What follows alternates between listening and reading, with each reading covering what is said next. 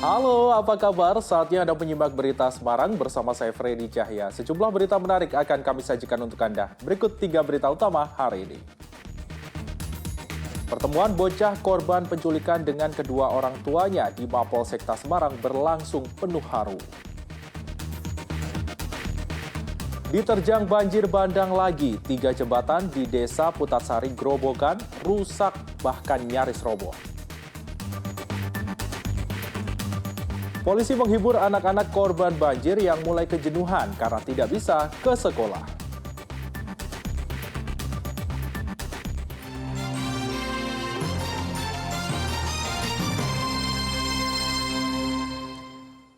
Kita ke informasi utama, ratusan petani di Kecamatan Pagerbarang, Kabupaten Tegal berunjuk rasa di depan kantor pemerintah Kabupaten Tegal. Mereka menuntut pemerintah menjamin ketersediaan pupuk dengan harga terjangkau. Ratusan petani ini datang dari 13 desa di Kecamatan Pagerbarang, Kabupaten Tegal. Aksi ini sebagai puncak kekesalan mereka lantaran harga pupuk subsidi kian mahal di tingkat pengecer. Sudah mahal pun pupuk sulit ditemukan. Petani yang tergabung dalam wadah Forum Masyarakat Peduli Desa Formades ini menuding ada mafia dalam distribusi pupuk bersubsidi sehingga harganya mahal dan barang pun langka. Satu sak pupuk untuk eceran tertinggi seharga Rp112.500. Selain mahal dan langka, para petani juga mengeluh dipersulit dengan syarat yang tidak masuk akal.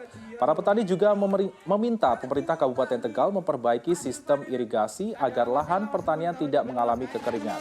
Unjuk rasa berakhir setelah Bupati Tegal berjanji untuk membenahi sistem distribusi pupuk dan membuat saluran irigasi. Untuk tahun depan Pagerbarang sudah punya para petani, pejuang petani. Seratusan warga Batang melakukan unjuk rasa menuntut penyetaraan harga tanah yang digunakan sebagai lahan pembangunan PLTU Batang. Warga menuntut pembayaran tanah Rp300.000 per meter seperti yang telah didapatkan warga lainnya. Warga desa Ujung Negoro, Karanggeneng, dan Ponowareng, Kabupaten Batang Selasa siang kembali melakukan unjuk rasa. Telah lebih 30 kali unjuk rasa digelar dengan tuntutan yang sama, yakni kompensasi jual beli tanah untuk lahan pembangunan PLTU senilai Rp300.000 per meternya. Warga yang berunjuk rasa mengaku sebagai warga desa terdampak pembangunan PLTU, tetapi hanya mendapatkan penggantian Rp100.000 per meternya. Padahal ada warga lain yang mendapatkan Rp300.000 per meternya. Untuk halangan ya BPI memang untuk sementara ini masih keras kepala, belum bisa memenuhi permintaan masyarakat. Tapi masyarakat sudah berjanji tadi untuk melakukan aksi-aksi ini sepanjang BPI belum memenuhi keinginannya. Pembangunan PLTU Batang dengan konsorsium PT Bimasena Power Indonesia ini dibangun di atas tanah seluas 224 hektar. Hingga saat ini ada sekitar 30 hektar yang dibeli dengan harga Rp400.000 dan selebihnya seharga Rp100.000. Kuncoro Wijayanto melaporkan dari Kabupaten Batang. Pertemuan Wahyu, bocah korban penculikan dengan kedua orang tuanya di Mapolsekta Semarang berlangsung haru. Sebelumnya Wahyu diculik pengunjung warung dengan sepeda motor.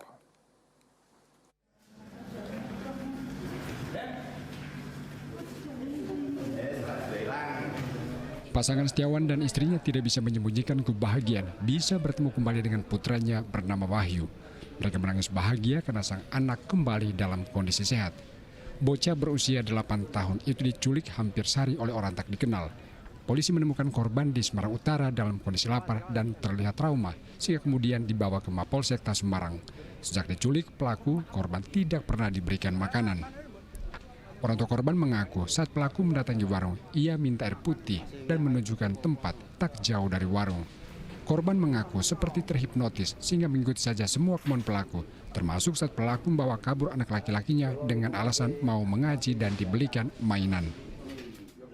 Tahu-tahu kok nyetar kendaraan, motor kanan saya dibawa. Nah, saya posisinya kayak orang linglung gitu loh, Pak. Enggak apa ya gitu loh. Enggak bisa ngomong gitu loh. Ngomong enggak bisa. Jadi posisi sadar, tapi mau ngomong enggak apa enggak boleh itu enggak bisa. Ya saya kelimpungan, akhirnya saya pulang rumah minjem motor adik ipar saya, terus saya puter-puter Semarang nyari sampai jam 8 pagi. Kurang dari 24 jam, polisi juga langsung menangkap pelaku bernama Santoso, berusia 64 tahun di kawasan Sawah Besar. Pelaku ternyata adalah residivis kasus penggelapan dan penipuan di wilayah Klaten. Tadi warga tadi kan pada teriak-teriak toh. Ya Saya enggak punya apa-apa. Ya? Enggak punya ilmu gitu, saya lihat. Enggak, tadi warga kan teriak-teriak. Enggak tahu itu. Hah? Saya kan suruh diem. Enggak, tadi ngomong, wah lu gedam. Itu kan ngomongnya dia, saya diem kok. Polisi juga menyita sepeda motor milik kerabat orang tua korban yang sempat dibawa kabur pelaku. Bocah anak penjual ayam bakar itu diculik Santoso pada Selasa dini hari di Jalan Hasanuddin, Semarang Utara. Beruntung meski dalam kondisi terhipnotis, orang tua korban sempat merekam wajah pelaku sehingga memudahkan polisi untuk mengidentifikasinya. Saat ini kita sudah berkoordinasi dengan yang bersangkutan dari Nisa, korban ini untuk membuat laporan polisi di Polrestabes, kemudian akan kita lakukan pendalaman lebih lanjut. Nantinya baru kita akan tentukan apakah terhadap yang bersangkutan akan kita tanda berbeda. Ada dugaan sementara tentang motifnya kan? Masih akan kita dalami terkait motif. Polisi masih terus memeriksa pelaku guna mengungkap adanya korban lain. Agus Hermanto melaporkan dari Kota Semarang. Sepasang suami istri di Demak tertangkap warga saat mencuri sepeda motor yang terparkir di pinggir sawah. Kedua pelaku nyaris menjadi korban amuk massal setelah motor yang dicuri mogok di jalan persawahan. Pelaku pencurian sepeda motor hampir saja menjadi korban pengadilan jalanan. Pasangan suami istri ini terpergok warga mencuri motor milik Sahuri, seorang petani yang memarkirkan motornya di pinggir sawah. Setelah diperiksa di Polsek Guntur, pasangan suami istri Ahmad Taufik dan Soleh Katun warga Wonosalam mengaku memanfaatkan kelengahan petani yang meninggalkan motor dalam kondisi kunci masih menempel. Naas, saat membawa kabur, sepeda motor curian mogok di tengah jalan hingga akhirnya ditangkap warga. Cara mengambil motor gitu. Kontak, kontak, terus starter, putar balik, flashback. Kok kamu bisa cari di persawahan itu emang ada tujuan di situ? Enggak Pak, jalan-jalan. Terus saya niat itu ada motor kalau habis Pak buat ojekan gabah Pak. Buat apa?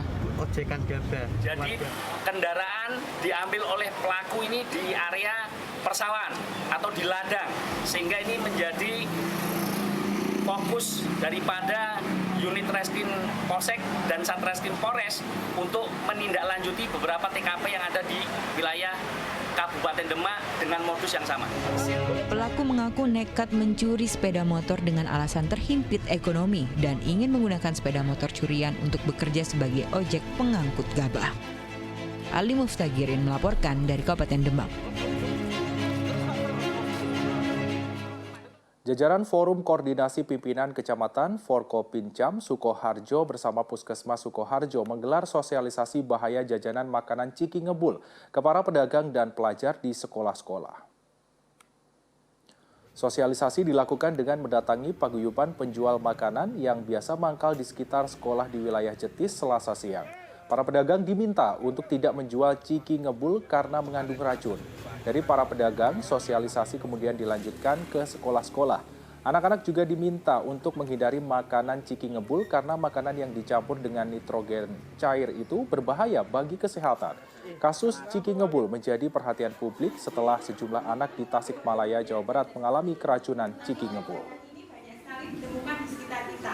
Kalau dilihat sepintas adalah menarik, ada warnanya. Mana uapnya itu mengandung nitrogen, yang mana nitrogen ini memang sangat berbahaya, terutama pada lambung, di usus. Di usus dia akan menyebabkan korosi, ya, karena ada namanya gas nitrogen yang di situ dan juga menyebabkan perut. Efek samping dari nitrogen cair sendiri menyebabkan perut kembung dan terasa sangat sakit dan kaku seperti kayu. Jembatan penghubung antar desa di Kecamatan Sayung, Kabupaten Demak nyaris roboh. Jembatan tidak kuat menahan derasnya air sungai yang tinggi. Padahal jembatan ini telah 5 tahun rusak tanpa pernah diperbaiki pemerintah kabupaten. Kondisi jembatan Prambanan di atas Sungai Dompo telah hampir putus di bagian tengah. Padahal ini adalah jembatan vital yang menghubungkan Desa Karangasem dan Desa Prampelan di Kecamatan Sayung, Kabupaten Demak. Bagian tengah jembatan dibangun secara swadaya oleh warga dengan menggunakan bambu. Bagian tengah jembatan ini nyaris hancur akibat derasnya air sungai saat banjir melanda desa. Warga mengeluh karena tidak ada perhatian pemerintah kabupaten untuk memperbaiki jembatan yang telah rusak selama 5 tahun lalu. Padahal jembatan ini menjadi satu-satunya akses para petani beraktivitas. Kesulitan namanya beto pantun, beto jagung, beto saken buka tenaga mereka mati. Bawa padi susah. Susah, mana mengerar jedes berapa? 5 tahun ya. 5 tahunan. Ini belum pernah diperbaiki atau gimana Bu? Ngono terus sih masih iki sing membuat wong kampung-kampung. Oh, dari swadaya sendiri. Kena banyu kuwi. Kerja bakti wong kampung. Hancur gitu. Yo kelintir to Mas, kuwi kok ngono sampah kok. Ngatut tekan mriko. Warga mendesak pemerintah kabupaten untuk memperbaiki jembatan yang menjadi satu-satunya akses untuk para petani beraktivitas. Ali Muftagirin melaporkan dari Kabupaten Demak. Terus.